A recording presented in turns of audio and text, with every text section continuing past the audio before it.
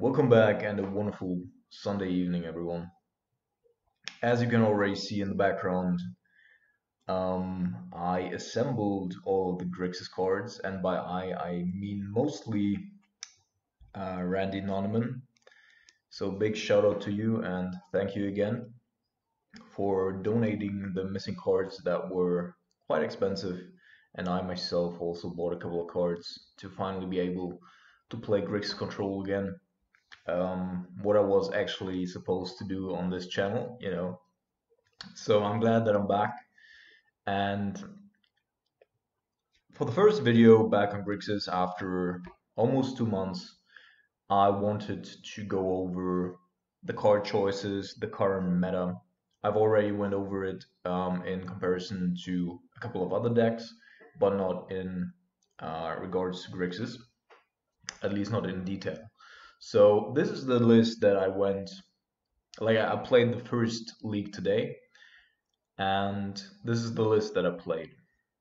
A couple of changes. So I cut a Field of Ruin for another One Ring Funeral, and I'm playing 4-man lands right now because Field of Ruin basically is not necessary. There's no Tron in the meta. There is hardly any Search for Scanta that we wouldn't need to get rid of, and therefore we can just pack a little bit more punch to get through against maybe when it's a racing situation against burn or whatever. And for the main board here, you can see that I put in 2 Fatal Pushes, 2 Collective Brutalities, and 2 Bedevils. So first of all, Fatal Push over Thoughtseize and Collective Brutality over Rise/Fall, or another copy of Terminate and Logic Knot. So these were one-to-one replacements. I still wanted to have the slots at the same mana cost. I just wanted to have different effects. As of now, this card is still not as potent as it used to be. That's also a reason why mid-range decks are struggling so tremendously. By having all these looting decks around, you just don't want to be discarding or be stuck with discard spells in hand that just, drop a price amalgam or whatever to the graveyard and you just don't get any value out of it. On the other side of things, you need to be able to always, when it drops, kill a thing in the eyes because it will flip the next turn. You will have to get rid of both Bedlam Revelers, Crackling Drakes, and Phoenixes in almost every round. And then there's also a new deck emerging right now with Bonifor.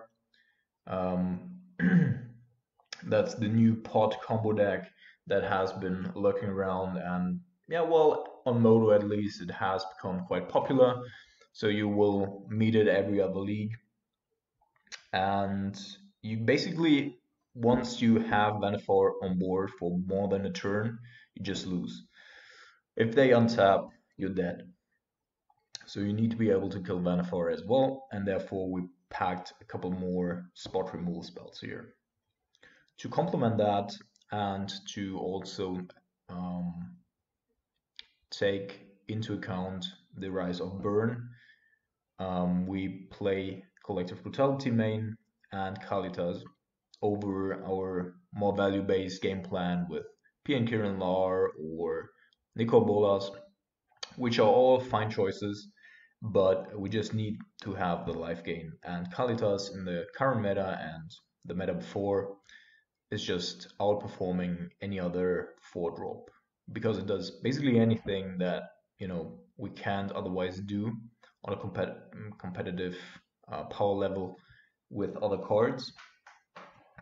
So having main board exile effects, having the ability to just get additional value out of our removal spells, and lifelink on top, and also a beater that can outgrow basically any opposing creature. It's just amazing. And then there's the new card here that I haven't really talked about yet, Bedevil. Bedevil is interesting because it is basically somewhere between Terminate and Kolaghan's Command, right? Not only by mana cost, but also by what it does. So the killer an artifact clause will become relevant occasionally, but most of the time you just want to have a 2-for-1 with Kolaghan's Command in that space. But just not having a dead removal spell in your main board is relevant against like Lantern Control or the Grixis Weir deck, where you know, having just additional copies of artifact removal is just good. And then right now, well, they replaced the Lilianas because I don't think that Planeswalkers right now are good whatsoever, except for Teferi.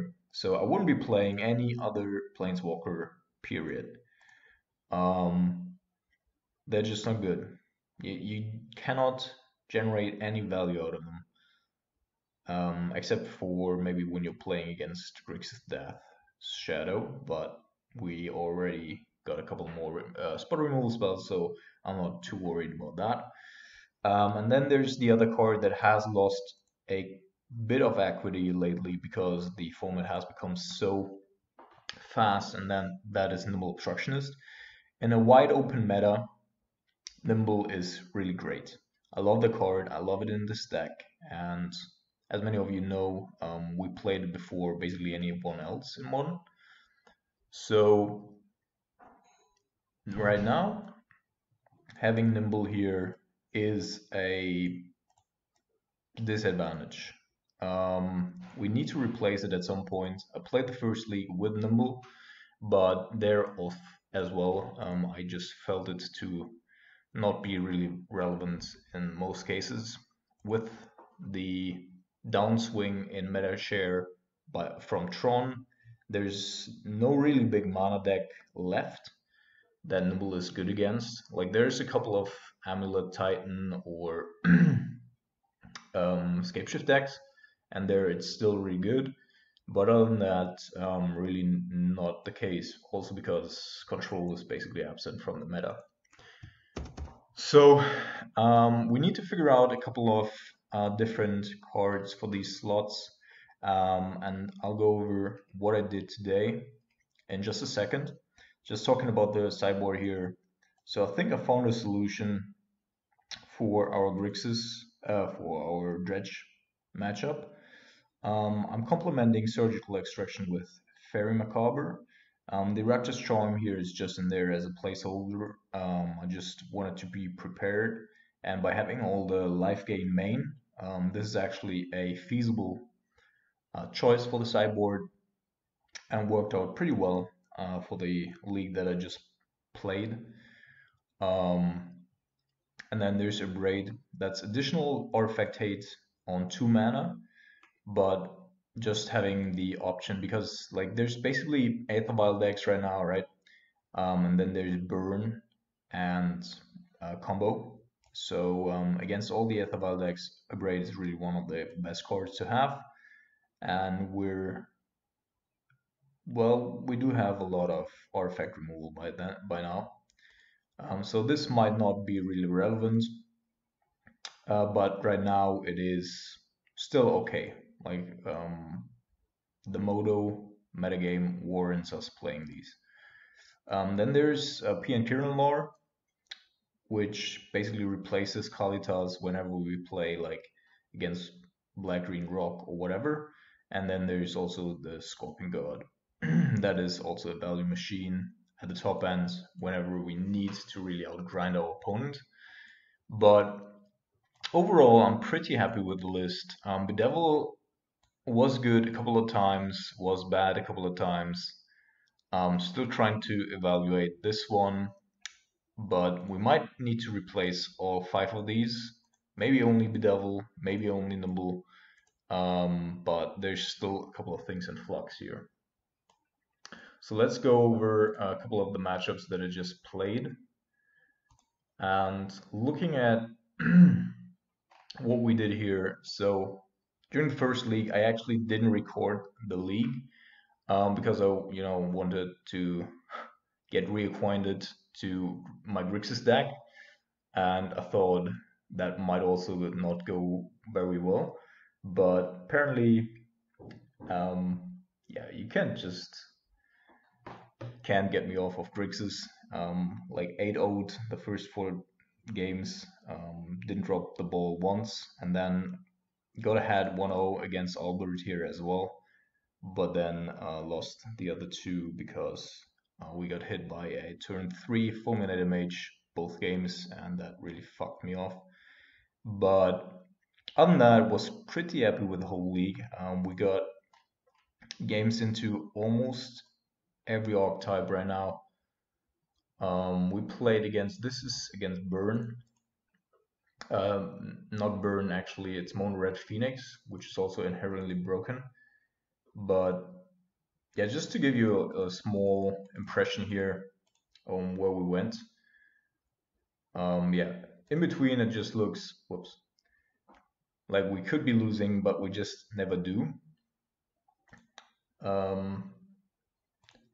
Kalitas again just then came in and saved the day, and it was overall a really good showing of our cards that we put into the main board there. Then we played against Murpho, which was, well, more or less an easy game. Also, Kalitas was really good here, and having Fail Push and Collective Brutality was also good because then we could kill Master of Waves quite easily. Mm. This game was against Scapeshift, I believe. Let's have a look.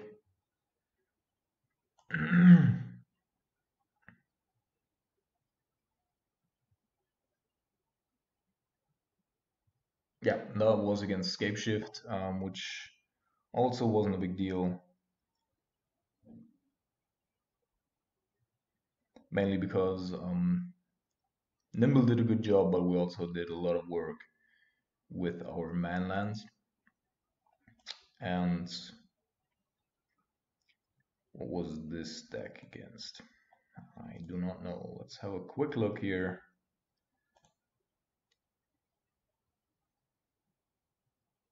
Horrible starting hands. Oh yeah, colorless Eldrazi. So the gold fishing version that is relying on serum powder, etc. Yeah. So overall, really good games, and then only lost to Black Green Rock because they hated our lands a little bit too much.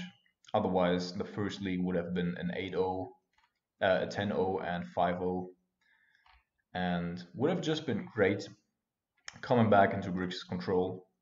But next time I'm like sure, of course, to record all of the league again. And yeah, that's already it for today. I just wanted to go over a couple of card choices, where we're at right now. And I also read an Reddit article where one of our friends who was playing a very similar list to this construct was asking about Ionize and Countersquall.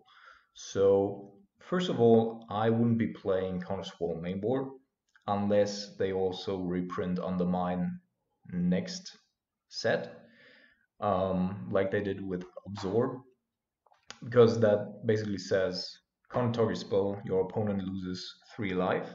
And then if you're playing Countersquall, Undermine, maybe Ionize,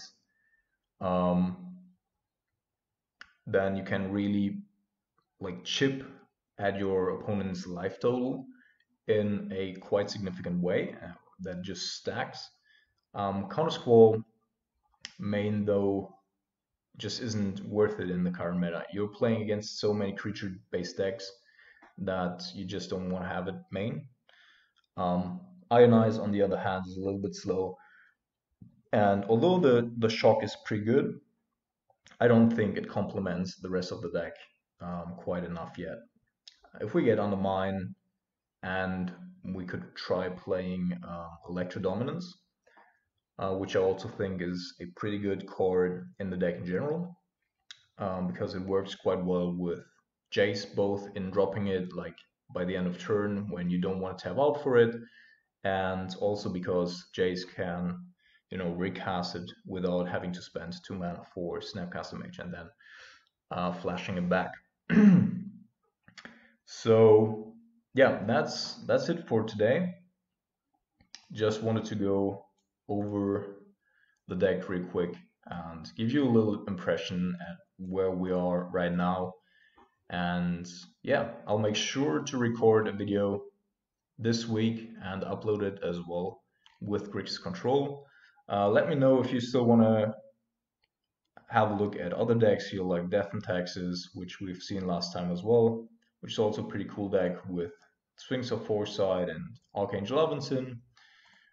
We could also be playing Blue Moon, although I do not think, as I said before, that that's really well positioned right now, no matter which iteration, because Blood Moon's just bad right now, and well, you don't want to be just playing Lightning Bolts and Burst Lightnings as your removal spell.